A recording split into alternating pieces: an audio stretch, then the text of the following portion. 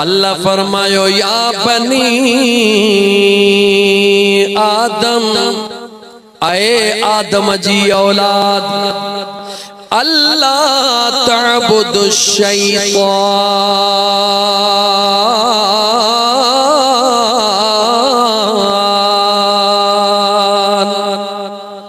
आए आदम जी औलाद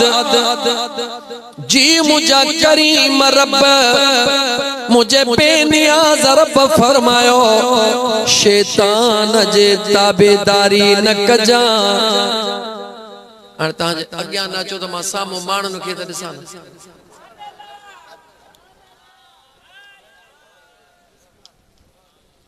थोड़ो पासे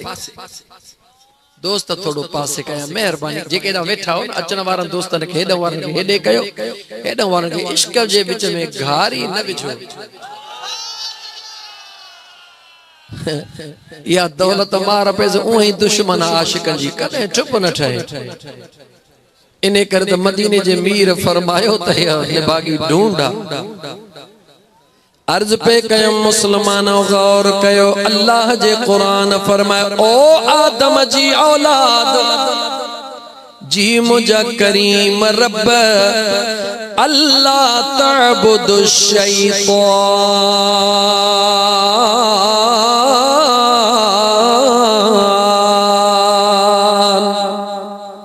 शैतान जी ताबेदारी न कजा, शैतान जो चयो न वठ जा, शैतान जे पोयां न लग जा। मुझा करीम रब छो अल्लाह फरमायो इन्नहु लकुम अदुव्वुम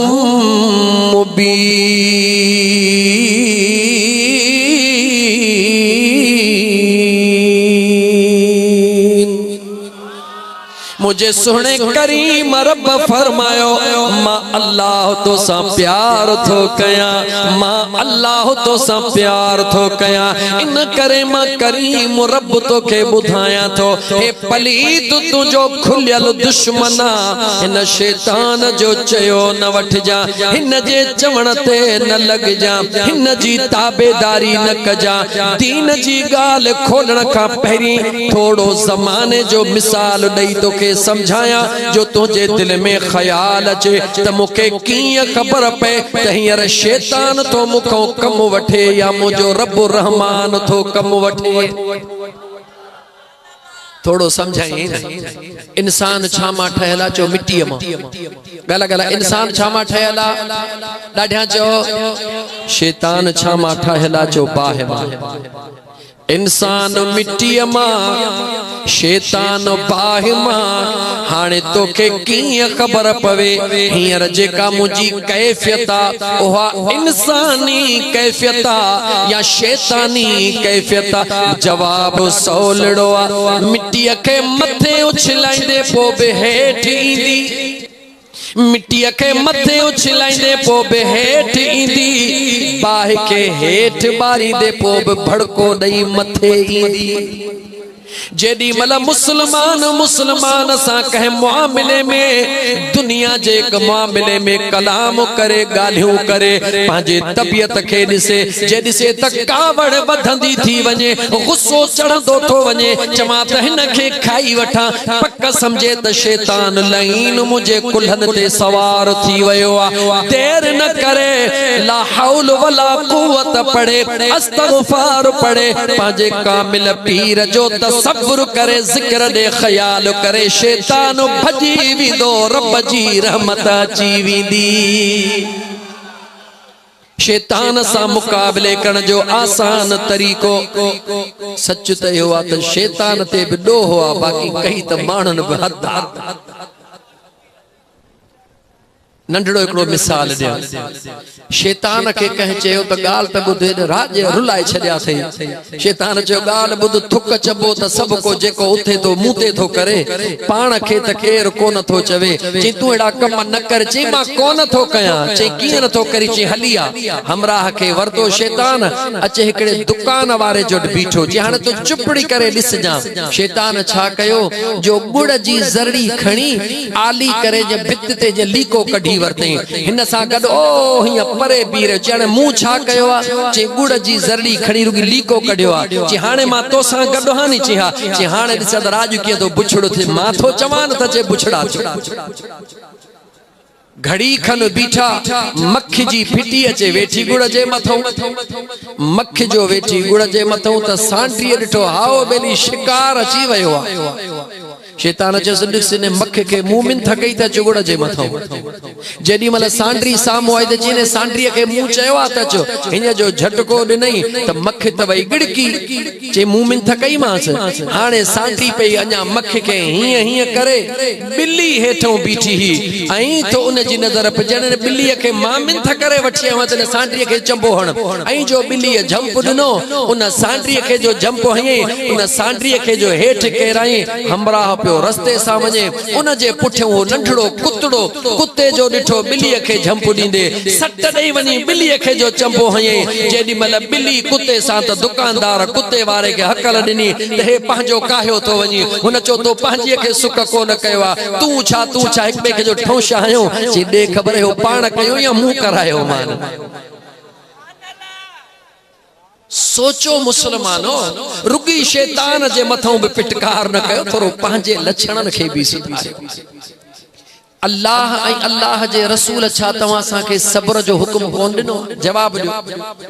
नंढड़ी नंढड़ी गाल ते झेड़ो मची वयो बिरादर टुटी वई खाण पेणो खत्म थियो छा कुरान कोन चयो आ व इन तुस्लिहु बैनन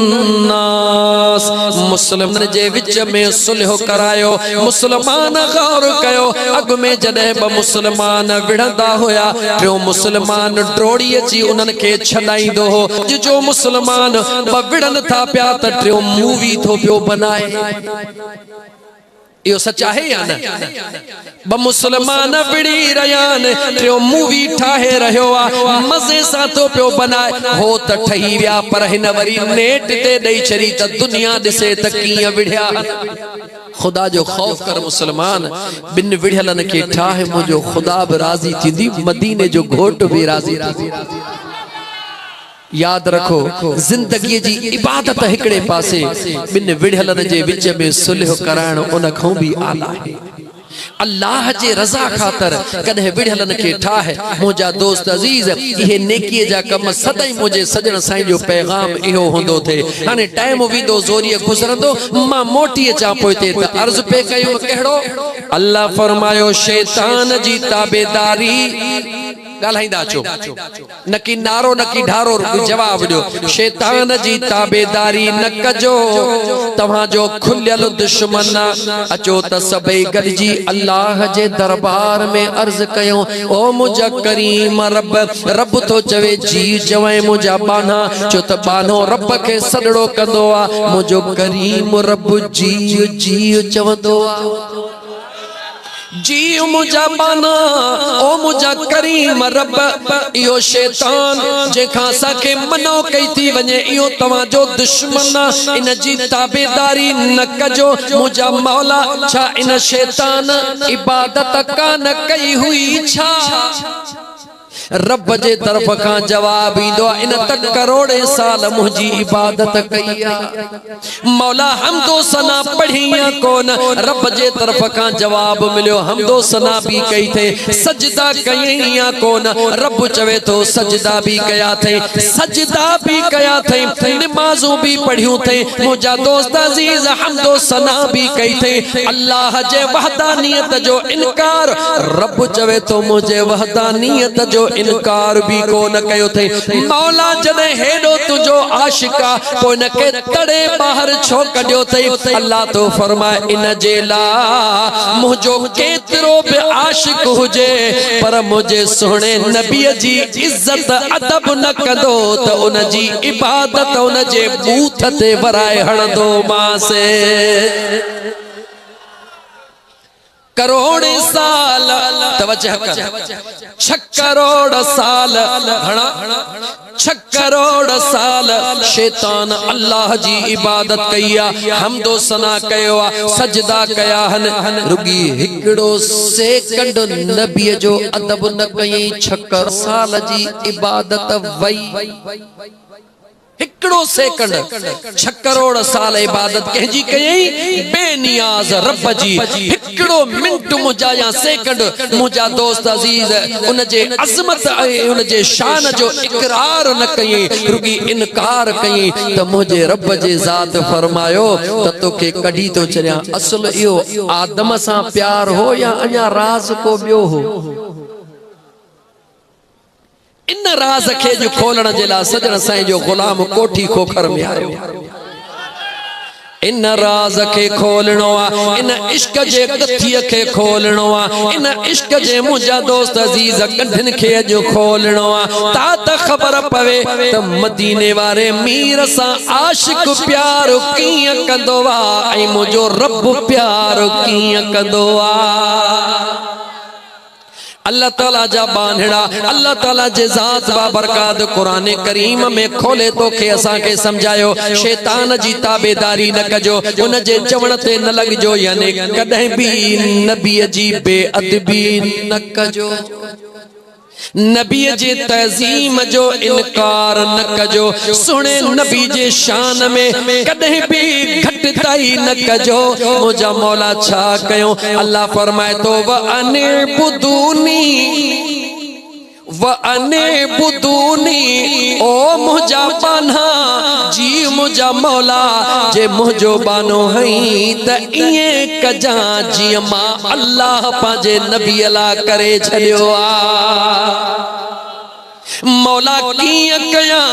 हाणे हिकड़े मिनट जे ला गौर कजा। हो त आदम अलैहिस्सलाम जो किस्सो हो, जो त आदम अलैहिस्सलाम त ज़ाहिरी तौर ते मुंहिंजा दोस्त अजीज अब्बुल बशरा बशरियत जो अबो आ, पर जेको आदम खां बि अॻु में आ उन खे कहिड़ो नालो ॾींदे?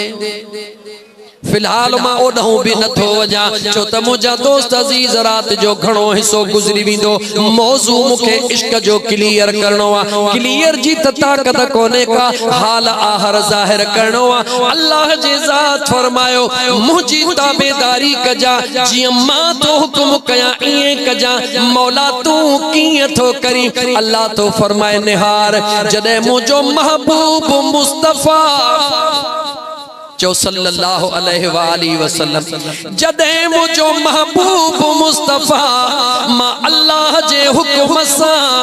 अन्या जी जल अमड़ जे पेट में मां अल्लाह महबूब जे नूर के मस पहुंचायो आ। आमिना के भी खबर ना है त छा थियो आ, सुने अब्दुल्लाह के भी खबर ना है त छा थियो आ। रब तो चवे निहार मां अल्लाह जमीन के हुक्म कयो, आसमान के हुक्म कयो, मलाइकन के हुक्म कयो, ओ जमीन जी मुझा करीम रब जी मुझे महबूब जी अमड़ आमिना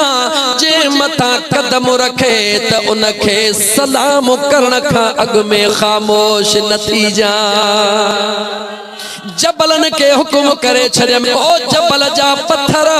मुझे महबूब मुस्तफा जी अमड़ जेडी मल तव्हां जे मथा कदम रखे आहे त आमिना अग में रुगी आमिना हुई, हींअर मुझे महबूब मुस्तफा जी जल अमड़ बनाई थमे।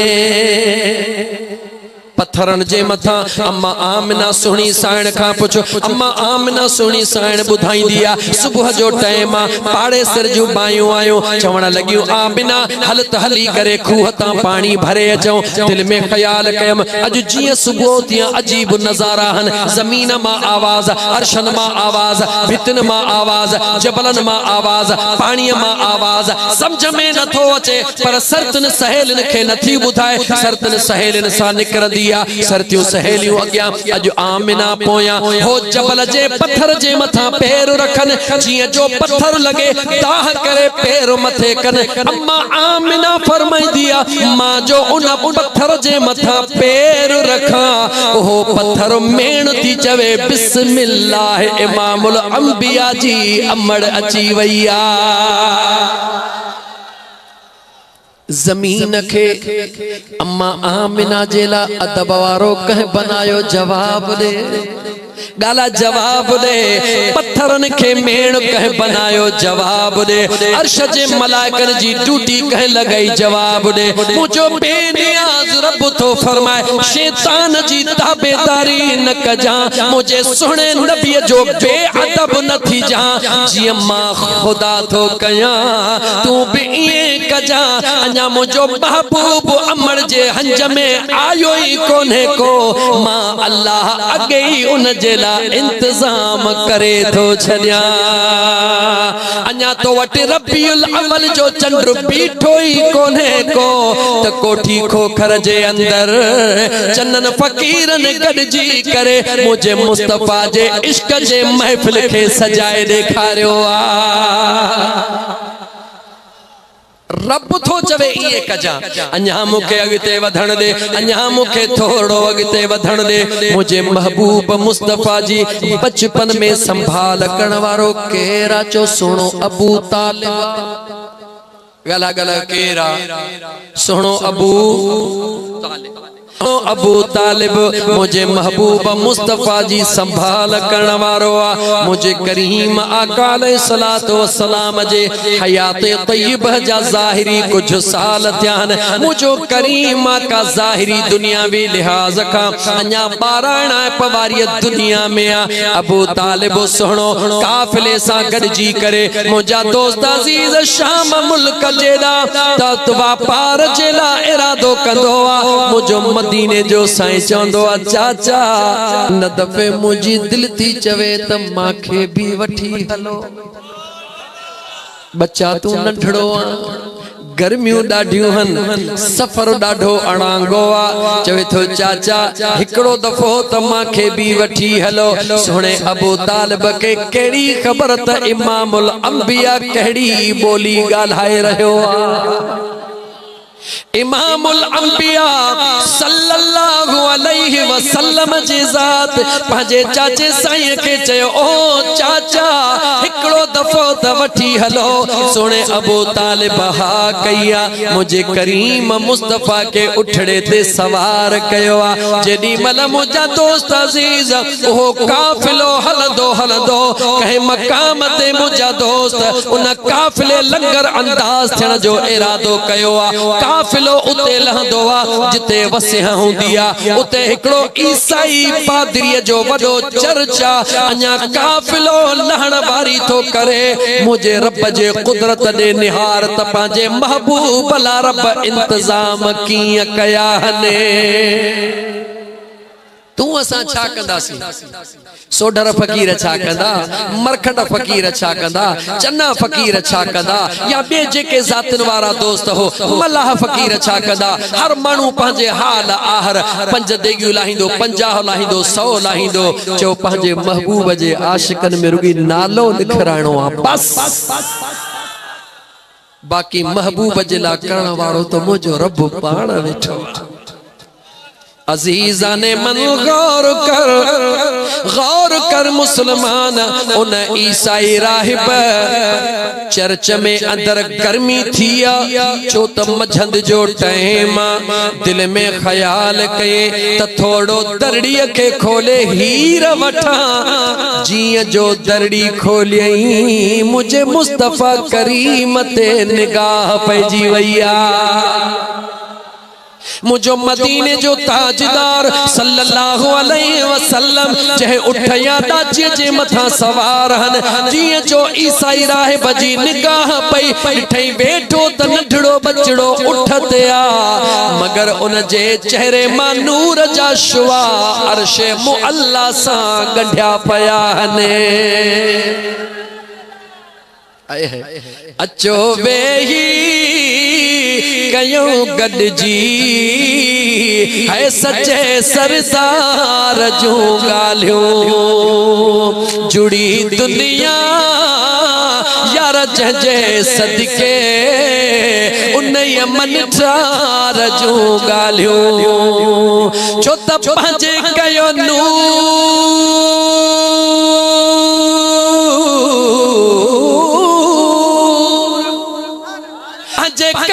नूर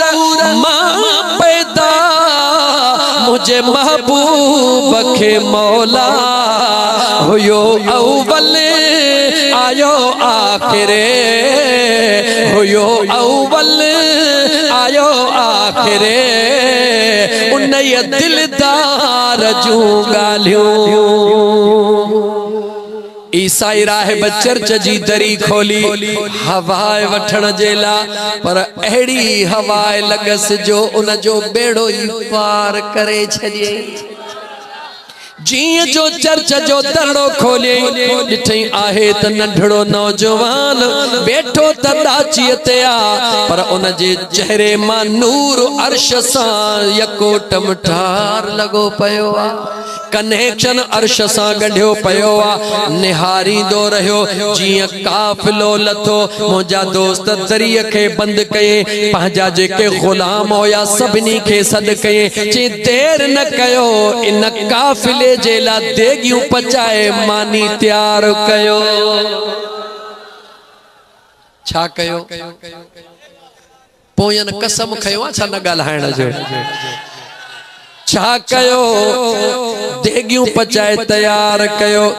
आशिकन के 1400 साल बाद में भी इहो मुंहिंजा दोस्त अजीज पतो पयो त जिते मुझे मुस्तफा करीम जी निगाह पवंदी आ, जिते मुझे मुस्तफा जी ज़ात ईंदी आ, उते देगियूं ई देगियूं लहंदियूं हने। ईसाई राहिबा चर्च जे अंदर देगियूं लहराइण शुरू कई। मुंहिंजा दोस्त मानड़ी तैयार कराए काफ़िले ॾे न्यापो कई त मां तव्हांजी मानी कई आहे, अॼु तव्हां पंहिंजी मानी न कजो। काफ़िले वारनि ख़ुशीअ जो इज़हार कयो। जेॾी महिल मानड़ीअ लाइ उन्हनि खे सॾियो वियो। छाजे लाइ सॾियो वियो? मानड़ीअ लाइ उन्हनि खे सॾियो वियो। सभई आया। मुझे मदीने जे साईं फरमायो, चाचा मुझी दिल थी चवे मां हिते उठन वटी वेठो हां। मुझे महबूब मुस्तफा दे निहार, मुझे महबूब मुस्तफा जे ज़ात दे निहार, मुझे करीम आका जे इल्म दे निहार, मुझे करीम आका जे शान दे निहार। कीअं तो पंहिंजे पाण के आस्ते आस्ते ज़ाहिर कंदो अचे। चाचा तव्हां वञी मानी खाई अचो, मां हिते उठड़न वटी वेठो हां। तमाम काफ़िले वारा वया। सभिनी चयो ठीकु आहे, नंढो ॿार आहे, उठ संभाले वेहंदो। उन्हनि खे कहिड़ी ख़बर है, रुगी उठन जो संभालींदड़ नाहे त जहानन जो संभालींदड़। उठन जो संभालींदड़ नाहे, जहानन जो संभालींदड़। इहो ई मुंहिंजा दोस्त अजीज दुनिया जे तारीख़ ते तव्हां पढ़िया आहिनि त जॾहिं उठन जूं दाहूं ईंदियूं त मुंहिंजो मुस्तफ़ा उठन जूं बिदाहूं वर्णाईंदो हो। अजीज़ा ने मन गाल कोड़ो वधाए हला, जो त अञा घणियूं कुछ गालियूं करनियूं हन। हेतरी मोहब्बत वारी जमायत गॾु थी आ। जेॾी महिल चर्च वारे मुंहिंजा दोस्त अजीज मानी तैयार कराए, मानी लॻराए, सभई आया। मुंहिंजो मदीने जो मीर उते उठन में वेठो आ। जेॾी महिल ईसाई पादरी आयो, सभिनी ॾे हीअं हिकिड़ो हिकिड़ो करे निहारण लॻो। निहारे चई त ख़बरदार केर मानी शुरू न करे, हू किथे या? सभिनी चयो हे असांजो काफ़िले जो अॻुवाण, हे फलाणो, हे फलाणो। चए थो न न, हू किथे या? कंहिंजो थो पुछी? चई जंहिंजे चेहरे जे हिकिड़ी झलक मूंखे दीवानो करे छॾियो आ। जुल्फ़े देखी है के नजरों ने घटा देखी है,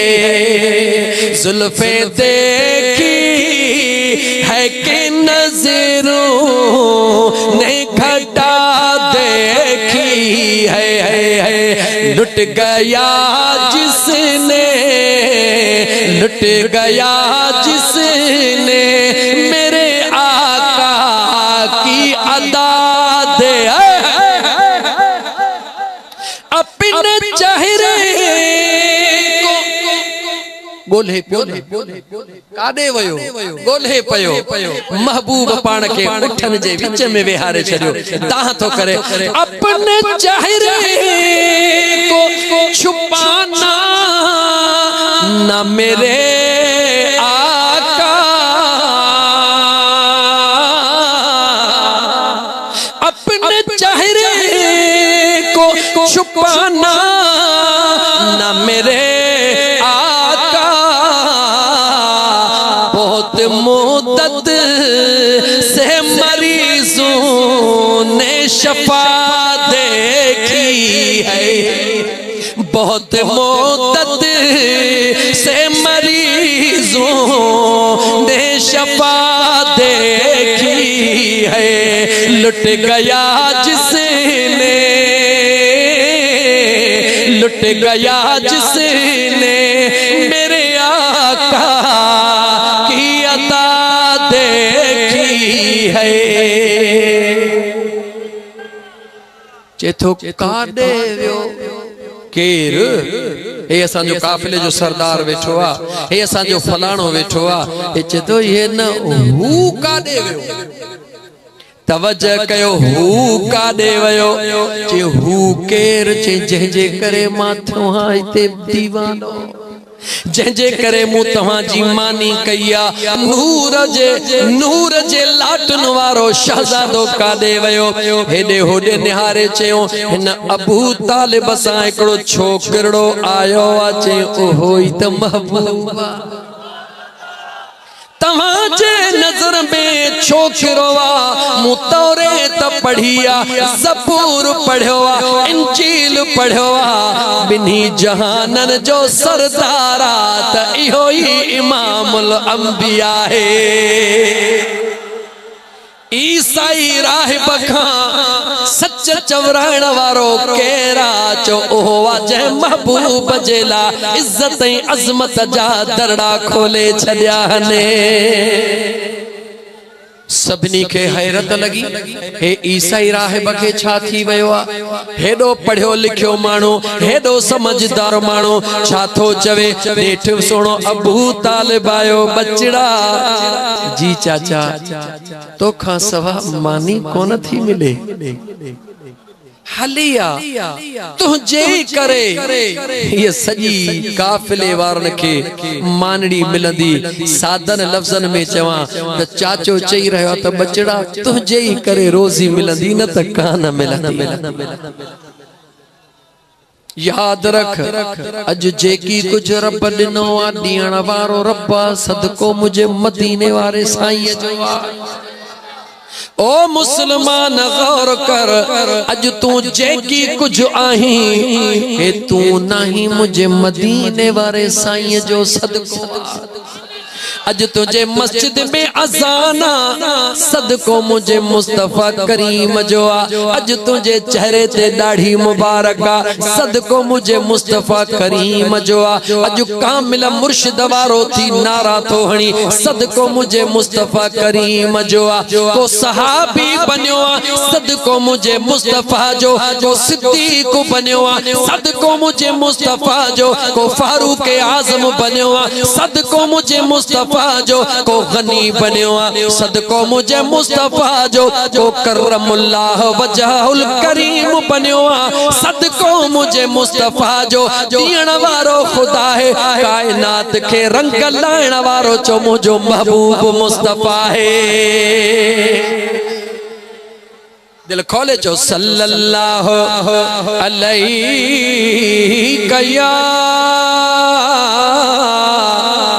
या रसूल अल्लाह वसल्लम अलैका या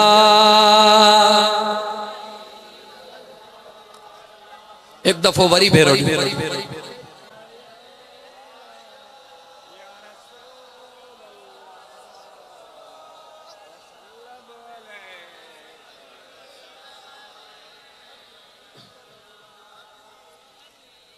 अजीजाने मन जह वक्त में सुनो अबू तालिब आयो मुझे मदीने जे ताजदार के अर्ज कयई बचड़ा हलिया तेस्ते मानी कंहिंखे बि नथी मिले मानी ॾियण वारे ईसाई राहिब चयो आ त हुनखे वठी अचो उहो तूं ई होरिया चविस तो पर आहीं केर जै ईसाई राहिब के भी दीवानो कयो आ मुझे महबूब मुस्तफा फरमायो चाचा या राज जी गाल के राज में ही रहण दे इन राज जे गाल के राज